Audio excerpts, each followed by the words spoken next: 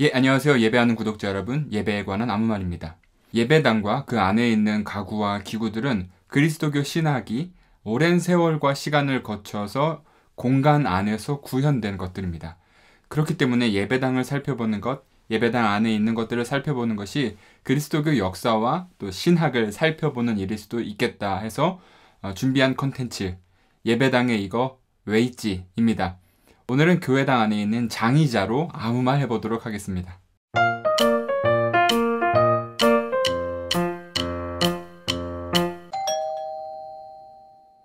예배당에는 여러 공간들이 나누어져 있습니다. 성찬의 공간, 세례의 공간, 찬양대의 공간, 설교의 공간, 독서의 공간들이 이렇게 나누어져 있죠. 여러 공간을 분리시킬 수 있다는 것은 공간이 넉넉하다는 전제이죠. 그렇기 때문에 박해 시기의 교회에서는 이런 공간들을 나누는 것을 아마 상상하지 못했을 것입니다.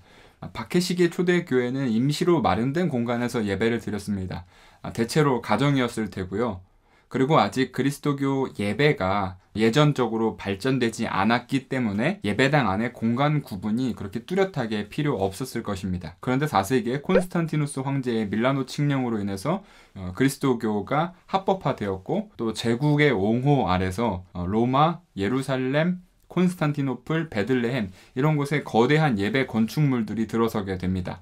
그런데 예배 공간이 처음이잖아요. 그래서 어떻게 지을까 했을 때 황제의 건축가들은 당대 로마에서 공공 건물로 사용하던 양식, 로마 법정에서 사용하던 양식을 그대로 옮겨왔다고 합니다. 그 양식을 바실리카 양식이라고 하는데요. 바실리카 양식은 직사각형의 형태에서 제일 안쪽에 앱스, 그러니까 후진이라고도 하는데, 그러니까 약간 반원 상태에 이렇게 들어간 곳이 있고요. 그곳을 향하여서 회중들의 자리가 이렇게 쭉 있습니다. 이 회중의 공간이 이제 예배당에서의 회중의 공간이 된 것인데요. 예배당 전체에서 가장 많은 비중을 차지하고 있는 공간이기도 하죠. 그리고 이 가장 많은 공간에서 또 가장 많은 것을 차지하고 있는 것이 바로 장의자, 의자이죠. 의자, 장의자를 떠나서 이 의자가 회중석의 자리로 본격적으로 들어오게 된 것은 16세기라고 합니다. 그러면 그 전에는 어떻게 회중들이 예배를 드렸냐? 당연하죠. 그냥 서서 드렸습니다. 그래서 중세의 예배를 묘사한 그림들을 보면 회중들이 서 있거나 혹은 무릎 꿇고 있거나 이렇게 의자가 보이지 않습니다. 중세의 이런 공적인 공간에서 회중들이 의자에 착석하는 것 자체가 꽤 낯선 일이었다고 합니다. 앉는 것은 아주 사적인 자리에서라든지 혹은 어떤 권위가 있는 사람들이 보통 이렇게 앉았다고 합니다. 그리고 이 의자 도입 문제는 예배와 아주 관련이 깊습니다. 중세 예배의 중심에는 성찬을 비롯한 예식이 있었는데 예식에 참여하기 위해서는 사람들이 좀 자유롭게 이동할 수 있어야 했습니다. 그렇기 때문에 예배당에 의자가 없는 것이 딱히 불편하거나 아니 오히려 의자가 있으면 이동에 더 제약이 생기기 때문에 불편했을 것입니다. 이렇듯 문화적으로나 예배적으로나 회중석에 의자가 없는 것이 더 자연스러운 일이었습니다. 그러면 의자가 생기게 된 이유도 좀 짐작할 수 있죠.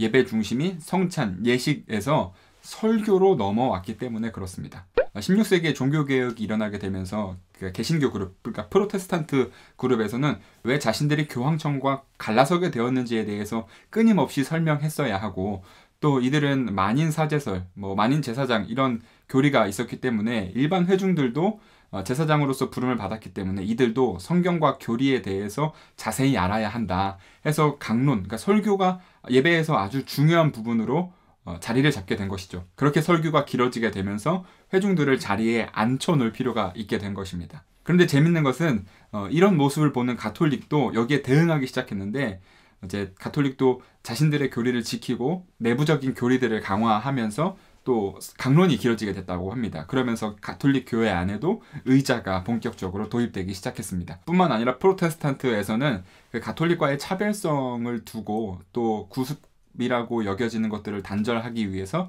여러 예식들을 축소하거나 폐지하였는데요. 그러면서 점차 회중들은 예배당 안에서 이동할 필요가 없게 된 것입니다. 회중들의 움직임은 앉아서 설교를 듣는 것 이상으로 어떤 것들이 요청되지 않게 된 형태인 거죠.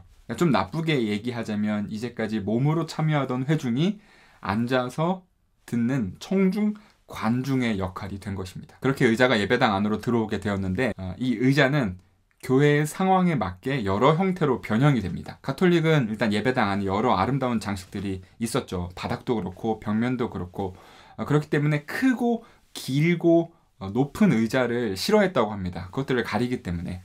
또 무릎 꿇고 기도할 수 있도록 무릎을 대는 틀, 장괴틀이라고도 하는데요. 그런 형태의 의자도 이제 발전되기 시작했습니다. 또 한편으로는 그 교회 출석이 의무화되던 시기에는 그 자리마다 지정 좌석도 있었고요. 그리고 계급차가 심한 경우에는 칸막이도 있고 또 문도 있어서 일종의 어떤 사적인 공간으로서 분리된 형태의 의자들도 있었다고 합니다. 그리고 이것은 물론 소유할 수 있었고 물려줄 수도 있었고 그랬습니다. 그리고 성경을 개개인이 소유하고 예배당에 들고 다니던 시대가 되면서 그 일종의 테이블이 의자에 붙어서 나오게 되죠. 여기 등 쪽에. 그런 식으로 이제 변형들이 일어나게 됩니다. 그러니까 예배당의 의자는 어떤 하나의 형태가 쭉 있어 왔던 것이 아니라 교회의 어떤 요청과 필요에 따라서 도입되고 변형되었던 것입니다. 이제 장의자 이야기를 좀 해보겠습니다. 우리가 교회에서 자주 보는 것과 달리 교회 의자는 원래 개별 의자였다고 합니다. 그럼 어떻게 이렇게 장의자가 널리 보편적으로 보급되었는가 하는 질문을 우리가 갖죠. 대답은 아주 간단합니다. 효율성 때문입니다. 앉는 것을 목적으로 했을 때는 공간을 최대한으로 사용할 수 있습니다. 오직 통로 말고 모든 것을 의자로 꽉꽉꽉 채울 수가 있죠. 그래서 그 공간이 좁고 사람이 많이 몰렸던 한국 교회의 그 성장기에서는 아주 이 장의자가 효율적으로 사용될 수 있었겠다는 생각을 합니다. 그리고 보너스로 이 의자는 누워서 잘 수도 있습니다. 그리고 예배 형태에 대해서도 아까 말씀을 드렸는데요. 우리나라 기독교 지형은 사실 좀 많이 특이한 편입니다. 저희 한국 교회에서는 장로교가 엄청나게 큰 교단이잖아요. 그런데 세계 전체 그 교회 지형으로 봤을 때는 한 줌밖에 되지 않습니다. 아무튼 한국 교회는 이 장로교가 아주 강세인데요. 이 장로교 예배에서 가장 중요한 것은 바로 설교입니다. 그래서 설교 중심의 장로교 예배, 그리고 많은 사람이 적은 공간에서 모여야 하는 이런 상황, 이런 한국 교회의 지형과 흐름과 아주 잘 맞아 떨어졌던 것이 바로 장의자였습니다. 말씀 중심, 많은 회중이라는 이런 목회적 상황에 맞춰서 한국 교회는 장의자를 아주 애용했는데요. 그런 면에서 장의자는 우리가 얼마나 말씀을 사모했는가, 또 우리가 살 부대끼면서 얼마나 모이기에 힘썼는가가 묻어있는 역사적인 자료라고 볼 수도 있겠습니다. 그래서 장의자에 앉으면 우리 신앙의 선조들의 온기가 이 엉덩이에 따뜻하게 남아있는 것 같은 느낌을 받곤 합니다. 그렇게 공동체의 아름다운 땀과 때가 묻어있는 것이 바로 장의자이죠. 그래서 그 예전에 어렸을 때 덴버껌, 너무 옛날 얘기인가? 덴버껌 이렇게 판박이 같은 거 장의자에 이렇게 테이블에 붙여놓고 그러면, 물론 이제 그 교회를 관리하시는 분들은 몹시 화가 나셨겠지만 지금 그런 거 보면 되게 뭔가 아련한 추억들이 막 느껴지고 그렇지 않나요? 장의자는 그렇게 어떤 노스텔지어를 자극하는 그런 냄새가 있어요. 그런데 장의자가 남겨주는 한국 교회의 숙제도 엄연히 있다고 저는 봅니다. 그러니까 장의자를 다 없애야 된다 이런 뜻에서의 숙제가 아니라요. 장의자를 통해서 우리가 어떤 예배를 만들어 왔는지, 어떤 교회를 만들어 왔는지에 대한 반성도 좀 할 수 있겠다는 생각이 듭니다. 앞에서도 이미 말씀드렸듯이 장의자는 예배당 안에서 우리의 몸의 작동 방식을 아주 수동적인 형태로 제한합니다. 예배에서 가장 중요한 것은 다른 것보다 설교를 잘 듣는 거다라고 우리에게 내면화시키기도 하죠. 우리가 온라인 예배를 막 드리면서 이 온라인 예배의 문제점으로 하나 삼는 것이 굉장히 이제 수동적인 예배, 어떤 참여가 불가능한 예배, 그냥 보는 예배, 이런 얘기들 많이 하잖아요. 그런데 사실 이것은 온라인 예배에서만 나타난 것이 아니라 이미 장의자로 대표되는 우리의 예배 방식에 있었던 거고, 온라인에서 그것이 더 드러난 것이라고 저는 생각을 합니다. 그리고 지금 장의자에서 사용하는 말이 바뀌었네. 지금 교회에서 사용하는 장의자는 그 옆 사람뿐만 아니고 앞뒤 사람하고도 아주 붙어 있잖아요. 그래서 막 이렇게 일어나기도 어려울 때가 있습니다. 이것은 의자가 가깝다라기보다도 그 테이블 때문일 수도 있겠는데요. 테이블은 좀 빼면 안 될까 하는 생각 자주 해요. 아무튼 그렇게 일어서기가 어렵죠.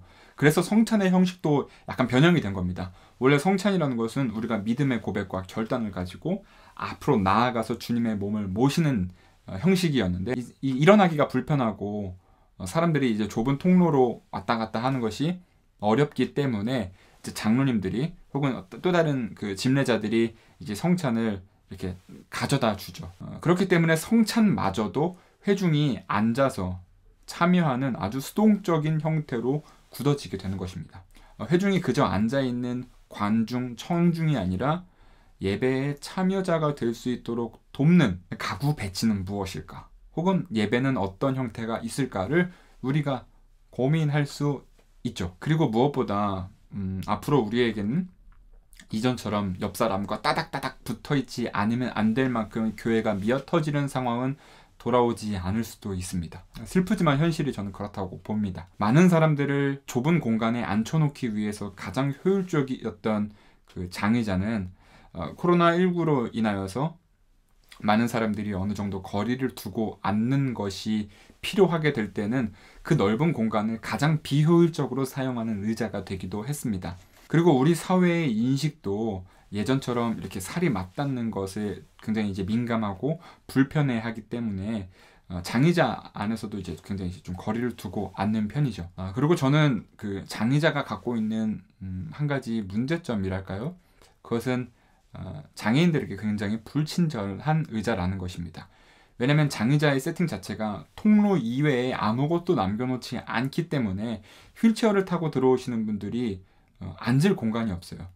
그러니까 장의자 한 줄을 비워 넣던가, 그렇지 않으면 그 휠체어를 타고 오시는 분들은 제일 뒤쪽에 앉거나 아니면 통로에 불편하게 앉거나 하게 되는, 그렇게 장애인들을 환대하지 못하는 공간이 될 수도 있겠다는 생각이 듭니다. 그런데 이것은 꼭 장의자만의 문제는 아닙니다. 장의자에서 개별 의자로 바꾼다고 하더라도 개별 의자가 뭐 고정식이라고 한다면 사실 비슷한 문제는 똑같이 일어날 수 있습니다. 어쨌든 저는 교회 안에서 다양하고 풍성한 예배를 시도하기 위해서, 그리고 세상이 교회 안으로 더욱더 들어올 수 있도록 그런 공간을 만들기 위해서 우리의 마음의 여유도 필요하고, 또 그 마음의 여유를 반영할 수 있는 가구 배치, 가구 선택도 필요하지 않은가 생각해 보았습니다. 예, 오늘은 여기까지 하도록 하겠습니다. 또 예배당 안에 이거 왜 있는가 하는 궁금증이 드는 것들이 있다면 구글 링크나 뭐 댓글이나 페이스북 메시지를 통해서 저에게 알려주시면 또 제가 준비해 보도록 하겠습니다. 시청해 주셔서 감사드립니다. 제 컨텐츠가 여러분의 예배에 도움이 되셨더라면 좋아요와 구독 부탁드리겠습니다. 다음에 또 뵙겠습니다. 예, 안녕히 계세요.